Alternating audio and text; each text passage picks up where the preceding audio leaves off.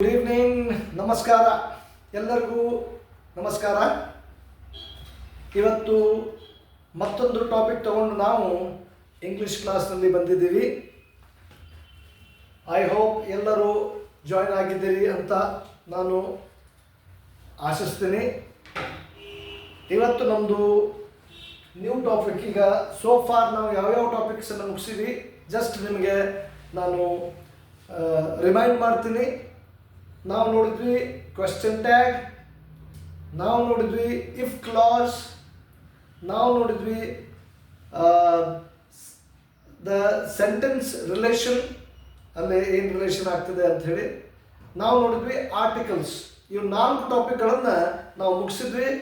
ಮತ್ತು ಎಕ್ಸಾಮ್ ಒಳಗೆ ಎಂಥ ಕ್ವಶನ್ಸ್ ಬರ್ತವೆ ಅದು ಕೂಡ ನಾವು ನೋಡ್ಕೊಂಡ್ವಿ. ಇದು MCQ ಒಳಗೆ ಬರುವಂತಹ ಪ್ರಶ್ನೆಗಳನ್ನು ನಾವು ನೋಡ್ಕೊಂಡ್ವಿ. ಈಗ ನೆಕ್ಸ್ಟ್ ಏನು ನಾನು ಕಲಿಸ್ತಾ ಇದ್ದೀನಿ ಅದು MCQ ಇರೋದಿಲ್ಲ. ಒಂದು ಪ್ರಶ್ನೆ ಕೊಡ್ತಾರೆ, ನಾವು ಆನ್ಸರ್ ಮಾಡಬೇಕಾಗ್ತದೆ. So the first topic today, ಇವತ್ತು ನಾವು ನಾನ್ MCQ ಒಳಗೆ ಬರುವಂಥ ಫಸ್ಟ್ ಟಾಪಿಕ್ ನೋಡೋದು ಯಾವುದಪ್ಪ ಅಂದರೆ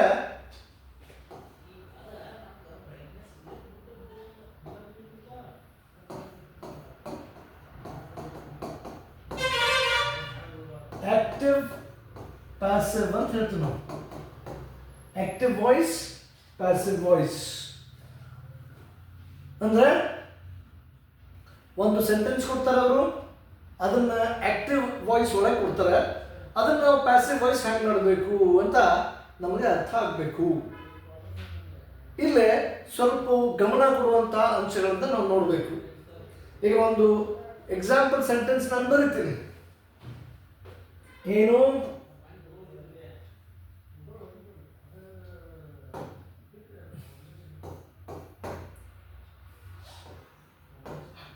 I am eating a mango. I am eating a mango ಅಂತ ಒಂದು ಸೆಂಟೆನ್ಸ್ ಕೊಟ್ಟೆ ನಾನು. ಏನು ಒಂದು ಎಕ್ಸಾಂಪಲ್ ಇದು. ಇದರಲ್ಲಿ ಮೊದಲನೇದಾಗಿ ನಾವು ಏನು ಮಾಡಬೇಕು, ಸೆಂಟೆನ್ಸ್ನಲ್ಲಿ ಸಬ್ಜೆಕ್ಟ್ ಅಂದರೆ ಕರ್ತೃ ಎಲ್ಲಿದೆ ಅಂತ ಐಡೆಂಟಿಫೈ ಮಾಡಬೇಕು. ಸಬ್ಜೆಕ್ಟ್ ಅಂದರೆ ಅದಕ್ಕೆ ಸಬ್ಜೆಕ್ಟ್ ಅಂತ ಹೇಳ್ತೀವಿ ನಾವು. ಸೆಂಟೆನ್ಸಿನ ಮೊದಲಿಗೆ ಬರುವಂತಹ ಅದು ನೌನ್ ಇರಬಹುದು ಅಥವಾ ಪ್ರೊನೌನ್ ಇರಬಹುದು. ಸೆಂಟೆನ್ಸಿನ ಮೊದಲಿಗೆ ಬರುವಂತಹ ನೌನ್ ಅಥವಾ ಪ್ರೊನೌನಿಗೆ ನಾವು ಸಬ್ಜೆಕ್ಟ್ ಅಂತ ಹೇಳ್ತೀವಿ. ಈ ಒಂದು ಸೆಂಟೆನ್ಸ್ ನಾನು ಕೊಟ್ಟಿನಿ, I am eating A mango. ಇಲ್ಲಿ ಸಬ್ಜೆಕ್ಟ್ ಯಾವುದು? ಐ. ಯಾಕಪ್ಪ ಐ ಸಬ್ಜೆಕ್ಟ್? ಇದು ಸೆಂಟೆನ್ಸ್ ಮೊದಲಿಗಿದೆ ಅಥವಾ ವರ್ಬ್ ಮೊದಲಿಗೆ ಹೇಳ್ಬೋದು ನಾವು. ವರ್ಬಿನ ಮೊದಲಿಗೆ ಬರುವಂತಹ ಸೆಂಟೆನ್ಸು, ಕ್ರಿಯಾಪದದ ಮೊದಲಿಗೆ ಬರುವಂಥದ್ದು ಕರ್ತೃ. ಕನ್ನಡ ಒಳಗೆ ಅದಕ್ಕೇನು ಹೇಳ್ತಾರೆ? ಕರ್ತೃ. ಇಂಗ್ಲೀಷ್ ಒಳಗೆ ಏನು ಹೇಳ್ತಾರೆ ಅದಕ್ಕೆ? ಸಬ್ಜೆಕ್ಟ್. ಮತ್ತೇನು ಐಡೆಂಟಿಫೈ ಮಾಡ್ಬೇಕು ನಾವು?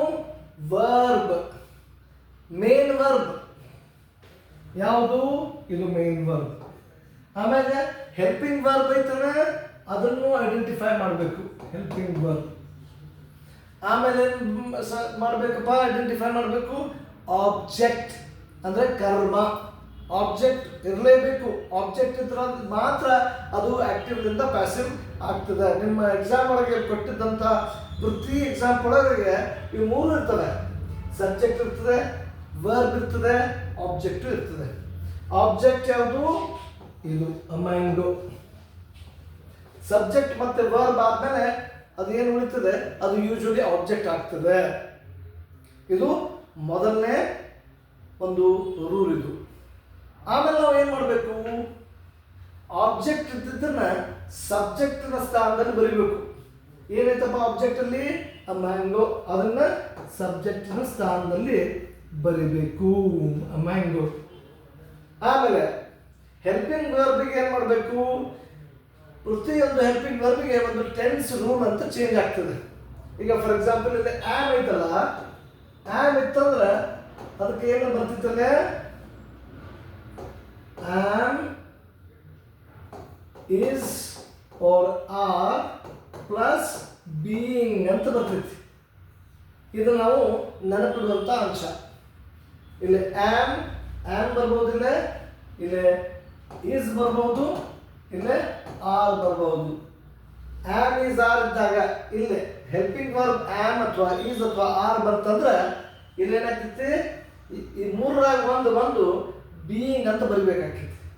ಇದು ಮೂರರಾಗ ಯಾವ್ದು ಬರಿಬೇಕು, ಎದ್ರ ಮೇಲೆ ಡಿಪೆಂಡ್ ಆಗ್ತೈತಿ, ಇಲ್ಲೇ ಏನು ಸಬ್ಜೆಕ್ಟ್ ಬರ್ತೈತಲ್ಲ ಇದು ಆಕ್ಟಿವ್ ವಾಯ್ಸ್ ಇದು. ಓಕೆ, ಇದೇನು ಈಗ ನಾವು ಮಾಡ್ತಾ ಇರೋದು passive voice. Change the voice ಅಂತ ಮಾಡ್ತಾರೆ ಅವರು. ಚೇಂಜ್ ದ ವಾಯ್ಸ್ ಇದ್ರೆ ಆಕ್ಟಿವ್ ಇದ್ದಿದ್ದು ಪ್ಯಾಸಿವ್ ಮಾಡಬೇಕು. ಕರ್ತರಿ ಪ್ರಯೋಗ, ಕರ್ಮಣಿ ಪ್ರಯೋಗ ಅಂತ ಕನ್ನಡ ಒಳಗೂ ವ್ಯಾಕರಣದಲ್ಲಿ ಅದು ಬರ್ತದೆ. ಓಕೆ, ಸೊ ಪ್ಯಾಸಿವ್ ಒಳಗೆ ಏನು ಮಾಡ್ತೀವಿ ನಾವು, ಆಕ್ಟಿವ್ನಾಗ ಇದ್ದಿದ್ದು ಆಬ್ಜೆಕ್ಟು ಪ್ಯಾಸಿವ್ ಒಳಗೆ ಸಬ್ಜೆಕ್ಟ್ ಆಗ್ತೈತಿ. ಒಂದನೇ ರೂಲು. ಎರಡನೇ ರೂಲ್ ಏನಾಗ್ತೈತಿ, ಹೆಲ್ಪಿಂಗ್ ವರ್ಬ್ ಇದು ಆಮ್ ಈಸ್ ಆರ್ ಇತ್ತಂದ್ರೆ ಇದ್ರಾಗ ಮೂರನಾಗ ಒಂದು ಹಾಕಬೇಕು. ಈ ಮೂರರಾಗ ಒಂದು ಎದ್ರ ಮೇಲೆ ಡಿಪೆಂಡ್ ಇರ್ತೈತಿ, ಪ್ಯಾಸಿವ್ ವಾಯ್ಸ್ ಒಳಗೆ ಸಬ್ಜೆಕ್ಟ್ ಏನೈತಿ ಅದ್ರ ಮೇಲೆ. ಈಗ ಸಬ್ಜೆಕ್ಟ್ ಮ್ಯಾಂಗೋ ಐತಿ, ಮ್ಯಾಂಗೋ ಕೂಡ ಏನು ಬರ್ತೈತಿ, ಆಮ್ ಬರ್ತೈತಿ, ಈಸ್ ಬರ್ತೈತಿ, ಆರ್ ಬರ್ತೈತಿ, ಈಸ್ ಬರ್ತೈತಿ. Mango is. ಆಮೇಲೆ ಮೇನ್ ವರ್ಬ್ ಏನಾಗ್ತೈತಿ, ಅದು V3 ಫಾರ್ಮ್ ಒಳಗೆ ಬರ್ತೈತಿ. V3 ಅಂದ್ರೆ ಏನು, ಪಾಸ್ಟ್ ಪಾರ್ಟಿಸಿಪಲ್. ಈಟ್ ಅದು V1 ಆಕೈತಿ. ಇಲ್ಲಿ ನಾನು ಬರ್ದು ಹೇಳ್ತೀನಿ ನೋಡ್ರಿ, ಇದು ಈಟ್, ಆಮೇಲೆ ಏಟ್, ಆಮೇಲೆ eaten. V1, V2, V3. Okay, present, past, past participle ಅಂತೇಳಿ ಮೂರು ಬರ್ತವೆ. ನಮಗೆ ಏನು ತಗೋಬೇಕು, ಯಾವುದೇ ವರ್ಬ್ ಇರಲಿ ಅದು ಅದಕ್ಕೆ ಪ್ಯಾಸಿವ್ ಮಾಡಿದಾಗ ಅದು ಏನಾಗ್ತೈತಿ, V3 ಫಾರ್ಮ್ ಒಳಗೆ ಬರ್ತೈತಿ. ಈಗ ಈಟಿಂಗ್ ಅದ V3 ಫಾರ್ಮ್ ಏನು, ಈಟನ್. ಜಸ್ಟ್ ಅ ಮಿನಿಟ್, ನಾವಲ್ಲಿ ಟೆನ್ಸ್ ರೂಲ್ ಬರೆಯೋದನ್ನು ಮಾಡ್ತೀವಿ. ಟೆನ್ಸ್ ರೂಲ್ ಏನು ಹೇಳ್ತೈತಿ, ಆಮ್ ಈಸ್ ಆರ್ ಒಳಗೆ ಒಂದು ಯಾವ್ದಾರು ಹಾಕಿ ಪ್ಲಸ್ ಬೀಯಿಂಗ್ ಅಂದ್ರೆ ಈಸ್ ಬೀಯಿಂಗ್ ಅಂತ ಬರಿಬೇಕಾಗ್ತೈತಿ. ಆಮೇಲೆ ಈಟಿಂಗ್ ಹೋಗಿ ಈಟನ್ ಆಗ್ತೈತಿ. ಆಮೇಲೆ ನೆಕ್ಸ್ಟ್ ರೂಲ್ ಏನು, ವರ್ಬ್ V3 ಒಳಗೆ ಬರೆದ್ಮ್ಯಾಗ ಬಾಯ್ ಅಂತ ಒಂದು ಶಬ್ದ ಬರಲೇಬೇಕು. ಬಾಯ್ ಬರೆದ್ಮೇಲೆ ಆಕ್ಟಿವ್ ವಾಯ್ಸ್ನಾಗ ಏನು ಸಬ್ಜೆಕ್ಟ್ ಇರ್ತೈತಲ್ಲ ಅದನ್ನು ಪ್ಯಾಸಿವ್ ವಾಯ್ಸ್ ಒಳಗೆ ಆಬ್ಜೆಕ್ಟ್ ಮಾಡಬೇಕು. ಐ ಇದು ಆಬ್ಜೆಕ್ಟ್ ಒಳಗೆ ಹೋದ್ರೆ ಮೀ ಆಗ್ತೈತಿ. ಐ ಆಬ್ಜೆಕ್ಟ್ನಾಗ ಹೋದ್ರೆ ಮೀ ಆಗ್ತೈತಿ. ಮೀ ಸಬ್ಜೆಕ್ಟ್ ಆಗಿ ಬಂದ್ರೆ ಐ ಆಗ್ತೈತಿ. ಈ ಥರ ನಾವು ಒಂದು ಸೆಂಟೆನ್ಸನ್ನು ಆ್ಯಕ್ಟಿವ್ಲಿಂದ ಪ್ಯಾಸಿವ್ ಮಾಡ್ತೀವಿ. ಐ ಹೋಪ್ ನಿಮಗೆ ಅರ್ಥ ಆಗಿರಬೇಕು ಇದು ರೂಲ್ ಹೆಂಗೆ ಮಾಡೋದು. ಮತ್ತೊಮ್ಮೆ ನಾನು ಹೇಳ್ತೀನಿ, ಕೊಟ್ಟಿದ್ದ ಸೆಂಟೆನ್ಸ್ ಒಳಗೆ ನಾವು subject, verb, object, helping verb ಎಲ್ಲ ಐಡೆಂಟಿಫೈ ಮಾಡಬೇಕು, ಕಂಡುಹಿಡಿಬೇಕು. ಎರಡನೇದನ್ನು ಏನು ಮಾಡಬೇಕು, ಹೆಲ್ಪಿಂಗ್ ವರ್ಬ್ ಯಾವುದೈತಿ ಅದರ ಪ್ರಕಾರ ಟೆನ್ಸ್ ರೂಲ್ ನಮ್ಗೆ ಗೊತ್ತಿರಬೇಕು. ಆಮ್ ಈಸ್ ಆರ್ ಇತ್ತಂದ್ರೆ ಟೆನ್ಸ್ ರೂಲ್ ಹಿಂಗೆ ಬರ್ತೈತಿ, ಬೀಯಿಂಗ್ ಬರ್ತೈತಿ ಅಲ್ಲೇ. ಓಕೆ, ಸೊ ಇಲ್ಲೇ ಮೊದಲನೇದು ಏನು ಮಾಡಬೇಕು, ಆಬ್ಜೆಕ್ಟ್ ಪ್ಯಾಸಿವ್ ಆಕ್ಟಿವ್ ವಾಯ್ಸ್ನಾಗ ಇದ್ದಿದ್ದು ಆಬ್ಜೆಕ್ಟನ್ನು ಪ್ಯಾಸಿವ್ ವಾಯ್ಸ್ ಒಳಗೆ ಸಬ್ಜೆಕ್ಟ್ ಮಾಡಬೇಕು. ಆಮೇಲೆ helping verb am is are ಇದ್ರೆ ಅದ್ರನ್ಯಾಗ ಒಂದನ್ನು ಹಾಕಿ ಬೀಯಿಂಗ್ ಬರಬೇಕು. ಇಲ್ಲಿ ಈಸ್ ಯಾಕೆ ಬಂತು, ಮ್ಯಾಂಗೋ ಸಿಂಗ್ಯುಲರ್. ಸಿಂಗ್ಯುಲರ್ ಇದ್ದಾಗ ಯಾವಾಗಲೂ ಈಸ್ ಬರ್ತೈತಿ. Mango is being. ಈಟಿಂಗ್ ಇದ್ರದ್ದು V3 ಏನು, V3 ಫಾರ್ಮ ಬರಬೇಕಲ್ಲೇ, ಈಟನ್. ಬಾಯ್ ಅನ್ನುವಂಥ ಶಬ್ದ ತಗೊಂಡು ಸಬ್ಜೆಕ್ಟ್ ಆ ಇದ್ದಿದ್ದನ್ನು ಆಬ್ಜೆಕ್ಟ್ನಾಗ ನಾವು ಬರೆದ್ರೆ ಅದು ಮೀ ಆಗ್ತೈತಿ. Is that clear to all of you? Right.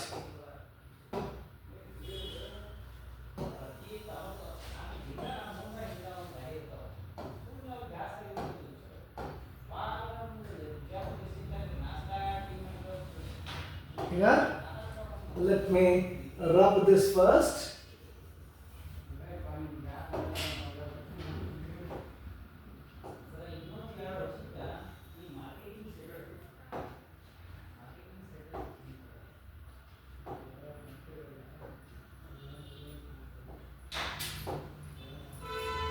Just a minute. Okay. So let me rub all this. ಇದನ್ನು ಸ್ವಲ್ಪ ಅಲ್ಪಿಸೋದು. ನೆಕ್ಸ್ಟ್ ನಾವು ಸ್ವಲ್ಪ ಎಕ್ಸಾಂಪಲ್ಸ್ಗಳನ್ನು ನೋಡೋದು. ನಿಮ್ಮ ಎಕ್ಸಾಮ್ ಒಳಗೆ ಬರುವಂಥ ಎಕ್ಸಾಂಪಲ್ಸ್ಗಳನ್ನು ನಾನು ತೊಗೊಂಡಿದ್ದೆ, ಅದನ್ನು ನಿಮಗೆ ಬಿಡಿಸ್ತೀನಿ. Just a second. Okay, exam ಒಳಗೆ ನಿಮಗೆ ಬೇರೆ ಬೇರೆ ಎಕ್ಸಾಮ್ನ ನೋಡಿ ಅದರೊಳಗಿಂದ ತಗೊಂಡಿದ್ದು ಸೆಂಟೆನ್ಸ್ಗಳು ಇವು. Okay,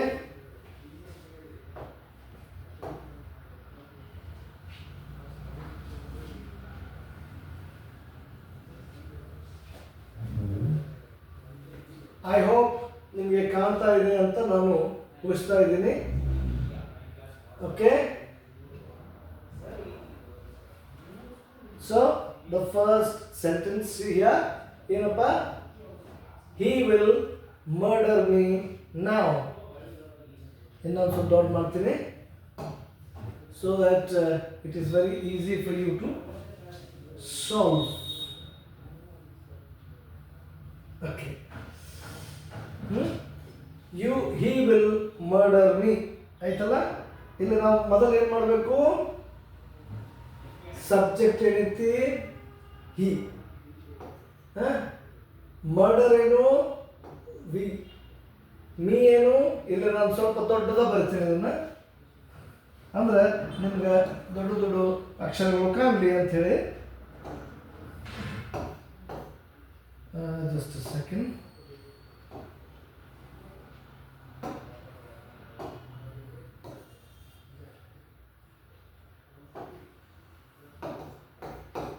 He will murder me. ಹೌದಾ? ಸ್ವಲ್ಪ ದೊಡ್ಡದಲ್ಲಿ ಇರಲಿ. ಇಲ್ಲಿ ಹಿ ಏನು ಸಬ್ಜೆಕ್ಟು, ವಿಲ್ ಏನು ಹೆಲ್ಪಿಂಗ್ ವರ್ಬ್, ಮರ್ಡರ್ ಏನು ವಿ ಮೇನ್ ವರ್ಬ್, ಮೀ ಏನು ಆಬ್ಜೆಕ್ಟ್. ಈಗ ನಮಗೆ ಮೊದಲು ಏನು ಮಾಡಬೇಕು, ಆಬ್ಜೆಕ್ಟ್ ಇದ್ದಿದ್ದನ್ನ ಸಬ್ಜೆಕ್ಟ್ ಮಾಡಬೇಕು. ಆಯಾತು. ಈಗ ಹೆಲ್ಪಿಂಗ್ ವರ್ಬ್ ಪ್ರಕಾರ ಟೆನ್ಸ್ ರೂಲ್ ಚೇಂಜ್ ಆಗ್ತೈತಿ. ಈಗ ವಿಲ್ ಅಂತ ಹೆಲ್ಪಿಂಗ್ ವರ್ಬ್ ಇತ್ತಂದ್ರೆ ನಾವೇನ್ ಮಾಡ್ಬೇಕಾಗ್ತಿಲ್ಲ, ವಿಲ್ ಬಿ ಅಂತ ಮಾಡ್ತೀವಿ ನಾವು. ಅಕಸ್ಮಾತ್ ಇಲ್ಲೇ ಶಾಲ್ ಇತ್ತು, ಶಾಲ್ ಬಿ. ಅಕಸ್ಮಾತ್ ಇಲ್ಲೇ ಕ್ಯಾನ್ ಇತ್ತು, ಕ್ಯಾನ್ ಬಿ. ಅಕಸ್ಮಾತ್ ಇಲ್ಲೇ ಮೇ ಇತ್ತು, may be. Will, shall, can, may. Must ಒಂದು ಬರ್ತಿದ್ದಿಲ್ಲ, ಮಸ್ಟ್ ಇತ್ತಂದ್ರೆ ಮಸ್ಟ್ ಬಿ. ಈ ತರ ನಿಮಗೆ ಯಾವ ಇಲ್ಲೇ ವರ್ಬ್ ಬರ್ತಿತ್ತಲ್ಲ ಇವು ಬಂದಾಗ, ಯಾವುದು ಫ್ಯೂಚರ್ ವರ್ಬ್ ಬಂದಾಗ, ಇವೆಲ್ಲ ಫ್ಯೂಚರ್ ವರ್ಬ್ಗಳು ಇವು. ಫ್ಯೂಚರ್ ವರ್ಬ್ ಬಂದಾಗ ಹೇಗೆ ಮಾಡ್ಬೇಕಾಗ್ತೈತಿ, ವಿಲ್ ಬಂದೈತಿ ಅದಕ್ಕೆ ನಾವು ಏನು ಬಂದ್ವಿ, ವಿಲ್ ಬಿ. ಈಗ ಮರ್ಡರ್ ಇದಕ್ಕೆ ವಿ3 ಒಳಗೆ ಮಾಡಬೇಕು. ಮರ್ಡರ್ ಇದ್ರ ವಿ3 ಏನು, murdered by. ಇಲ್ಲಿ ಹಿ ಇದ್ದು ಚೇಂಜ್ ಆಗಿ ಸಬ್ಜೆಕ್ಟ್ ಏನಾಗ್ತೈತಿ, him.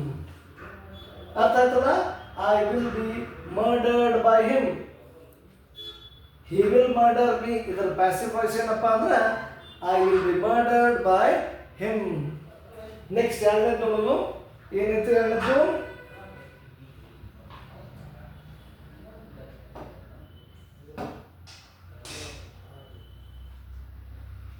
I'll take it a little up. Okay. ಇದನ್ನು ಸ್ವಲ್ಪ ರಬ್ ಮಾಡುವ.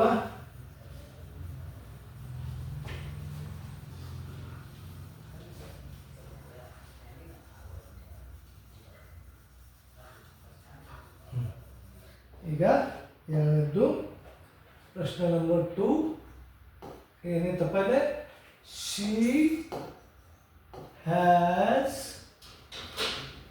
told a nice story. Okay, ಇಲ್ಲಿ ಮತ್ತೆ ನಾವೇನು ಮಾಡಬೇಕು, ಜಸ್ಟ್ ಅ ಸೆಕೆಂಡ್. ಮೊದಲು ಸಬ್ಜೆಕ್ಟ್ ಐಡೆಂಟಿಫೈ ಮಾಡಿಕೊಂಡೆ, ಹ್ಯಾಸ್ ಇದು ಹೆಲ್ಪಿಂಗ್ ವರ್ಬ್ ಐತಿ, ಟೋಲ್ಡ್ ಏನಿದು ಇದು ವರ್ಬ್ ಐತಿ, ಮೇನ್ ವರ್ಬ್ ಎಮ್ ವಿ ಅಂತ ಬರ್ತೀನಿ, main verb. A nice story ಉಳ್ಕಿದ್ದು ಆಬ್ಜೆಕ್ಟು. ಒಂದನೇದು ರೂಲ್ ಮುಗೀತು. ಎರಡನೇ ರೂಲು, ಆಬ್ಜೆಕ್ಟ್ ಇದ್ದಿದ್ದನ್ನ ಪ್ಯಾಸಿವ್ ವಾಯ್ಸ್ ಒಳಗೆ ನಾವು ಸಬ್ಜೆಕ್ಟ್ ಮಾಡ್ಕೋಬೇಕು ನೈಸ್ ಸ್ಟೋರಿ. ಈಗ ಪ್ರಾಬ್ಲಮ್ ಮತ್ತು ಹ್ಯಾಸ್ ಬಂತಲ್ಲೇ, ಹ್ಯಾಸ್ ಬಂದ್ರೆ ಏನು ಮಾಡ್ಬೇಕಪ್ಪ, ಇದನ್ನು ನಾವು ಅರ್ಥ ಮಾಡ್ಕೋಬೇಕು. Just a second.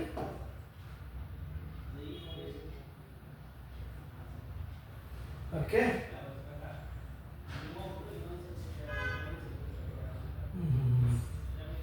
ಫೈನ್, ಇಷ್ಟೇ ಇರಲಿ. ರೂಲ್ ಇಲ್ಲಿ ಬರಿತೀನಿ.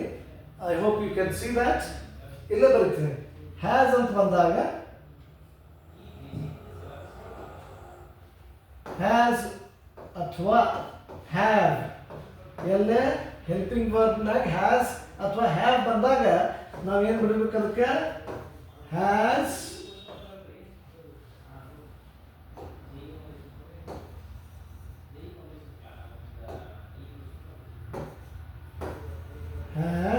ಅಥವಾ have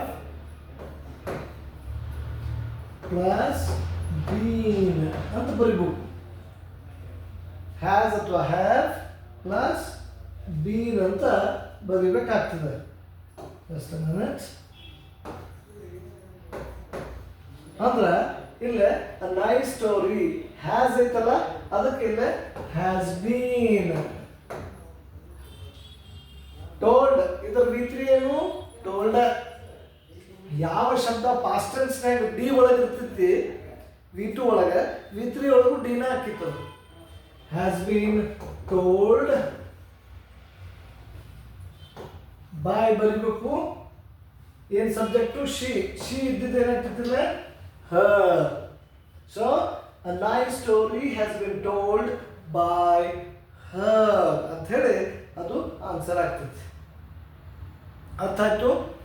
she has told a nice story ಅಂತ ನಮಗೆ ಪ್ರಶ್ನೆ ಬಂದಿತ್ತು ಎಕ್ಸಾಮ್ ಒಳಗೆ. ನಾವೇನು ಮಾಡಿದ್ವಿ ಅದಕ್ಕೆ ಉತ್ತರ, ಅ nice story has been told by her ಅಂತ ಮಾಡ್ಕೊಂಡ್ವಿ. ಅದು ಹ್ಯಾಂಗೆ ಬಂತು ನೋಡ್ಕೊಂಡ್ವಿ. ಆಬ್ಜೆಕ್ಟ್ ಇದ್ದಿದ್ದು ಸಬ್ಜೆಕ್ಟಿಗೆ ಮಾಡಿದ್ವಿ ನಂಬರ್ 1. ಆಮೇಲೆ ಹ್ಯಾಸ್ ಇತ್ತು, ಅದಕ್ಕೆ ಟೆನ್ಸ್ ರೂಲ್ ಹಾಕೊಂಡ್ವಿ, ಹ್ಯಾಸ್ ಬೀನ್ ಮಾಡ್ಕೊಂಡ್ವಿ. ಆಮೇಲೆ ಟೋಲ್ಡನ್ನ V3 ಒಳಗೆ ಹಾಕೊಂಡ್ವಿ, ಟೋಲ್ಡ್ ಆಯ್ತು. ಆಮೇಲೆ ಬಾಯ್ ಅಂತ ತಗೊಂಡ ಈ ಶಿ ಇದ್ದಿದ್ದನ್ನ ಹರ್ ಅಂತ ಮಾಡ್ಕೊಂಡ್ವಿ. ಈ ಥರ ನಾವು ಮಾಡಬೇಕಾಗ್ತದೆ. ನೆಕ್ಸ್ಟ್ 3ನೇ ಪ್ರಶ್ನೆ ನೋಡೋಣ. ಎಲ್ಲರೂ ನೋಡ್ರಿ, ಬರ್ಕೊಡ್ರಿ. ನೋಡ್ರಿ, ನೀವು ಮಾಡ್ತೀನಿ ನೋಡ್ರಿ, ನಾನು ಮಾಡ್ತೀನಿ. ಏನಾಗ್ತದೆ,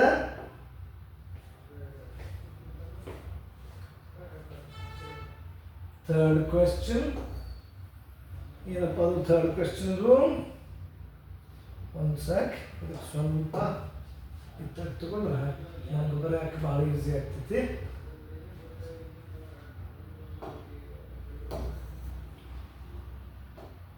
ಓಕೆ, ಥರ್ಡ್ ಕ್ವೆಶ್ಚನ್ ಏನೈತಿ? ಯು ಹ್ಯಾವ್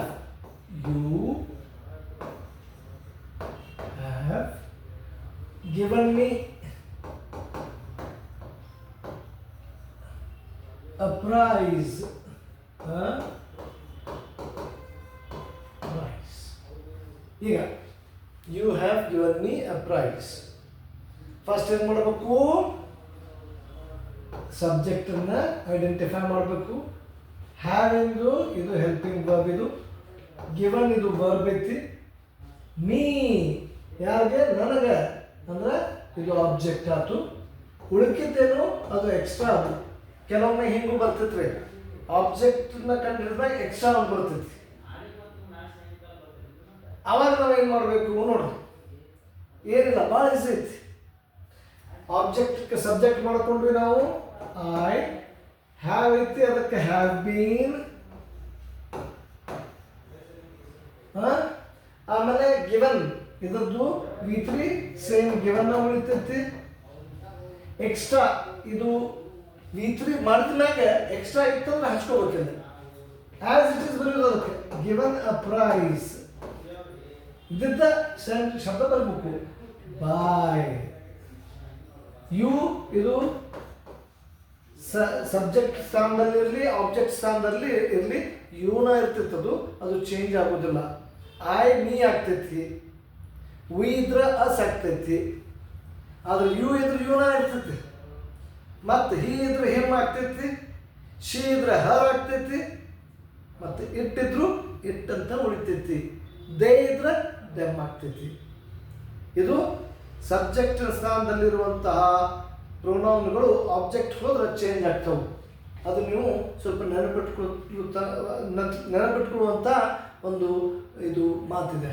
ಓಕೆ, ಸೊ ಇದು I have been given a prize. ನೋಡ್ರಿ, ಆ ಪ್ರೈಸ್ ಎಕ್ಸ್ಟ್ರಾ ಏನೈತಿ ನಾವು ಇಲ್ಲಿ ಹಾಕೊಂಡ್ವಿ, ಎಲ್ಲೇ ವರ್ಬ್ ಆದಮೇಲೆ.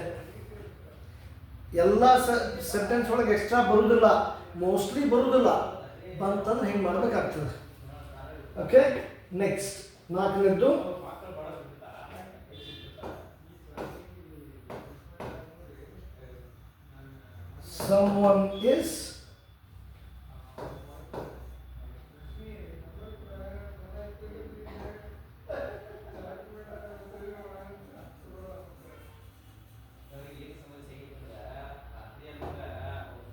someone is following us ಅಂತೈತಿ. ಓಕೆ, ಇದನ್ನು ಸ್ವಲ್ಪ ತೆಗೆದುಬಿಡೋದು.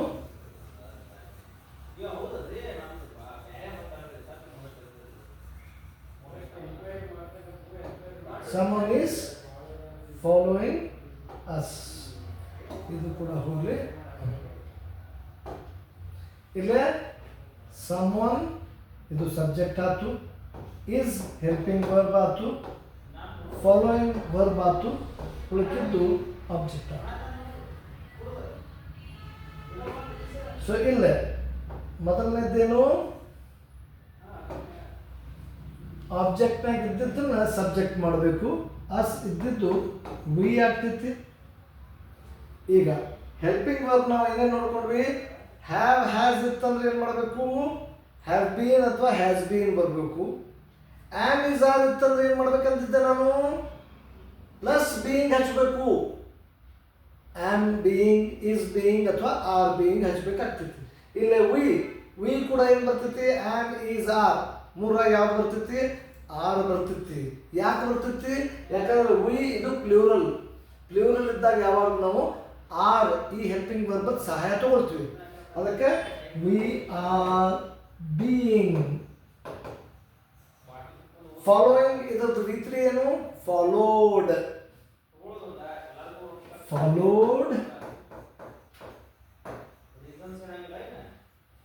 ಆಮೇಲೆ ಬಾಯ್.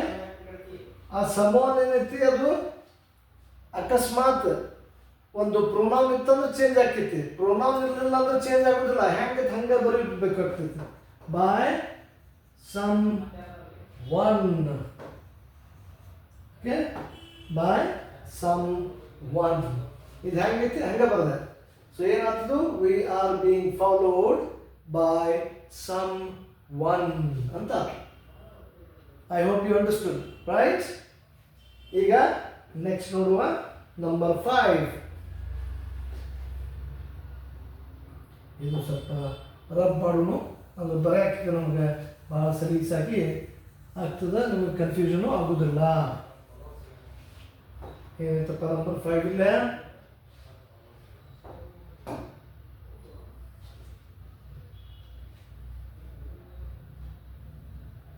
ಇದನ್ನು ಸ್ವಲ್ಪ ಎತ್ತಾಗಿ ತಗೋತೀವಿ. ಏನೈತೆ number 5, they threw him out. They threw him out ಅಂತೈತಿ. ಹೌದಾ? ಮೊದಲು ಏನು ಮಾಡ್ಬೇಕು, ನಾವು ಸಬ್ಜೆಕ್ಟನ್ನು ನೋಡಬೇಕು, ವರ್ಬ್ ಐತಿ, ಆಮೇಲೆ ಆಬ್ಜೆಕ್ಟ್. ಇದು ಉಳಿಕಿದ್ದು ಎಕ್ಸ್ಟ್ರಾ ಆಗ್ತೈತಿ, ಇಲ್ಲೂ ಎಕ್ಸ್ಟ್ರಾ ಆಯ್ತು ನೋಡ್ರಿ. ಈಗ ಮೇನ್ಗೆ ಪ್ರಾಬ್ಲಮ್ ಏನಂತ್ರ, ಇಲ್ಲಿ ನಮಗೆ ಹೆಲ್ಪಿಂಗ್ ವರ್ಬ್ ಇಲ್ಲ. ಹೆಲ್ಪಿಂಗ್ ವರ್ಬ್ ಇದ್ರೆ ಹೆಂಗೆ ಮಾಡೋದು ಗೊತ್ತು ನಮಗೆ. ಹೆಲ್ಪಿಂಗ್ ವರ್ಬ್ ಇಲ್ಲ ಅಂದ್ರೆ ಏನು ಮಾಡಬೇಕು, ಮೇನ್ ವರ್ಬ್ ಪ್ರೆಸೆಂಟ್ ಐತಿ ಪಾಸ್ಟ್ ಐತಿ ಅಂತ ನೋಡ್ಬೇಕು. ಮೇನ್ ವರ್ಬ್ ಪಾಸ್ಟ್ ಐತಿ ಅಂದ್ರೆ V2 ಒಳಗೆ ಐತಿ. V2 ಇದ್ದಾಗ ರೂಲ್ ಏನು ಹೇಳ್ತೈತಿ? ವಾಸ್ ಅಥವಾ ವೇರ್ ಹಾಕಬೇಕು, ಪ್ಲಸ್ V3 ಬರೀಬೇಕು. V2 ಬಂದಾಗ ವಾಸ್ ವೇರ್ ಪ್ಲಸ್ V3. ನಿಮಗೆ ವರ್ಬನ್ನ ಐಡೆಂಟಿಫೈ ಮಾಡಕ್ಕೆ ಬರಬೇಕು ಫಾರ್ಮ್. ಅದು V2 ಐತಿ, ಇನ್ನು V3 ಐತಿ ಅಂಥೇಳಿ. ಓಕೆ, ಸೊ ಇಲ್ಲೇ ಹಿಮ್ ಇದ್ದಿದ್ದು ಹೀ ಆಯ್ತು. ಆಮೇಲೆ ವಾಸ್ ಅಥವಾ ವೇರ್ ಅದ್ರಾಗ ಒಂದು ತಗೋಬೇಕು. ಹೀ ಕೂಡ ವಾಸ್ ಬರ್ತೈತಿ, ಯಾಕಂದ್ರೆ ಅದೊಂದು ಸಿಂಗ್ಯುಲರ್ ಐತಿ.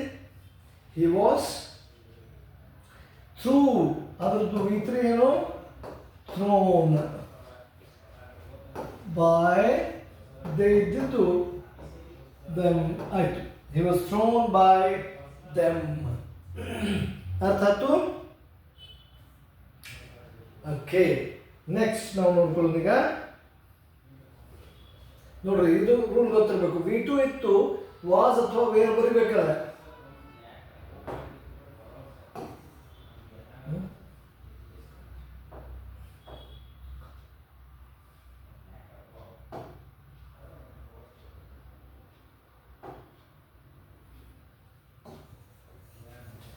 ಓಕೆ. ಈಗ ನೆಕ್ಸ್ಟ್ ಎಕ್ಸಾಂಪಲ್ ನೋಡ್ಕೊಳ್ಳೋದು. ನೆಕ್ಸ್ಟ್ ಎಕ್ಸಾಂಪಲ್ ಏನಪ್ಪ ಇದು? ನಂಬರ್ 6 ಐತೆ ನೋಡ್ರಿ. ಏನು ಹೇಳ್ತಾರ? We called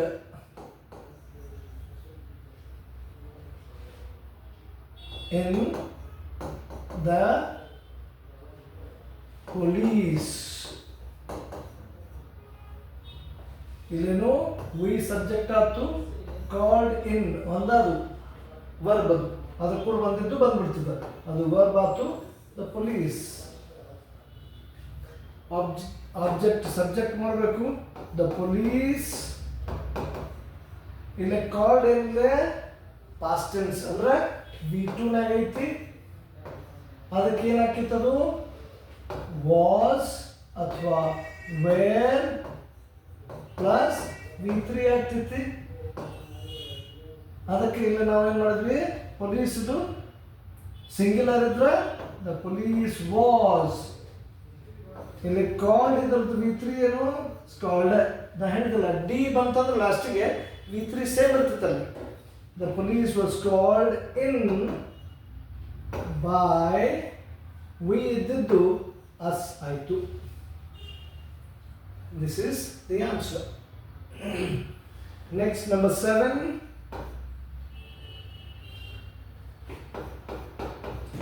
Alka is reading a novel. ಇಲ್ಲೇ ಅಲ್ಕಾ ಸಬ್ಜೆಕ್ಟ್ ಆಯ್ತು.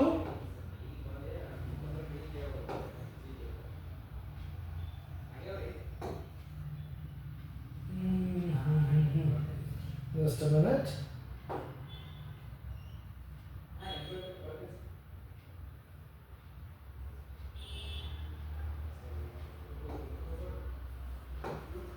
Okay, yes.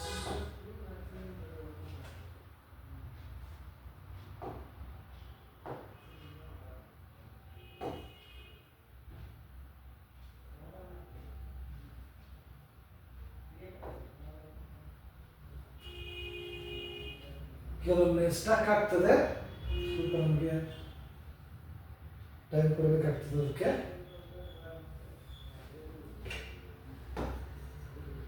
ಸ್ಟಕ್ ಆಗಿದೆ ಇದು. Okay, just a second, just wait.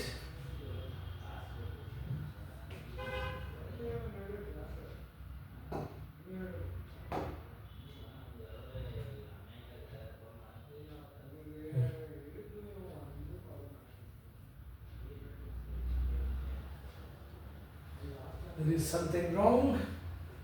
Just a minute. Yeah. Okay, there. Right.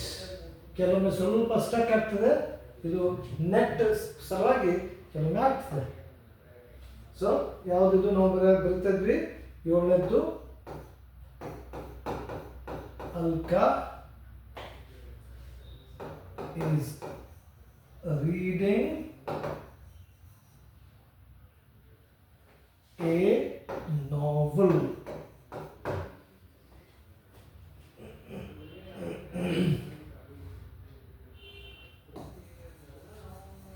ಇದನ್ನು ಸ್ವಲ್ಪ ನಾವು ರಬ್ ಮಾಡೋಣ ಅಂದ್ರೆ ಇಲ್ಲಿ ನಮಗೆ ಕನ್ಫ್ಯೂಷನ್ ಆಗೋದಿಲ್ಲ. ಓಕೆ, ಅಲ್ಕ ಇಲ್ಲಿ ಸಬ್ಜೆಕ್ಟ್ ಆಯ್ತು, ಇಲ್ಲಿ ಹೆಲ್ಪಿಂಗ್ ವರ್ಬ್ ಐತಿ ನೋಡ್ರಿ, ಎಸ್ ರೀಡಿಂಗ್ ಐತಿ, ಆಮೇಲೆ ನಾವೆಲ್ ಒಂದು ಶಬ್ದ ಅದಕ್ಕೆ ಆಬ್ಜೆಕ್ಟ್ ಅದ. ಎರಡು ಶಬ್ದ ಬಂದು ಒಂದು ಆಬ್ಜೆಕ್ಟ್ ಇರ್ತೈತಿ, ಇದ್ರಾಗ ಒಂದು ಎಕ್ಸ್ಟ್ರಾ ಯೂಶ್ವಲಿ ಬರುವುದಿಲ್ಲ, ಕೆಲವೊಮ್ಮೆ ಬರ್ಬೋದು. ಈಗ ಮೊದಲನೇದಾಗ ಏನು ಮಾಡಬೇಕು, ಆಬ್ಜೆಕ್ಟ್ ಇದ್ದದ್ದನ್ನ ಸಬ್ಜೆಕ್ಟ್ ಮಾಡ್ಕೋಬೇಕು, ನಾವೆಲ್. ಆಮೇಲೆ ಇಲ್ಲೇ ಹೆಲ್ಪಿಂಗ್ ವರ್ಬ್ ಈಸ್ ಐತಿ, ಹೆಲ್ಪಿಂಗ್ ವರ್ಬ್ ಈಸ್ ಇದ್ರೆ ಏನು ಬರೀಬೇಕು ನಾವಲ್ಲೇ, ಆಮ್, ಈಸ್, ಆರ್, ಇದ್ರಾಗ ಒಂದು ಪ್ಲಸ್ ಬೀಯಿಂಗ್ ಅಂತ ಬರಬೇಕು. ಸೊ ನಾವೆಲ್ ಇದು ಸಿಂಗ್ಯುಲರ್ ಇರೋದ್ರಿಂದ ಇಲ್ಲೇ ಈಸ್ ಬೀಯಿಂಗ್ ಅಂತ ಬರ್ತೈತಿ. ನಾವೆಲ್ ಈಸ್ ಬೀಯಿಂಗ್, ರೀಡಿಂಗ್ ಇದ್ರದ್ದು V3 ಏನಾಗ್ತೈತಿ, ರೆಡ್ ಬೈ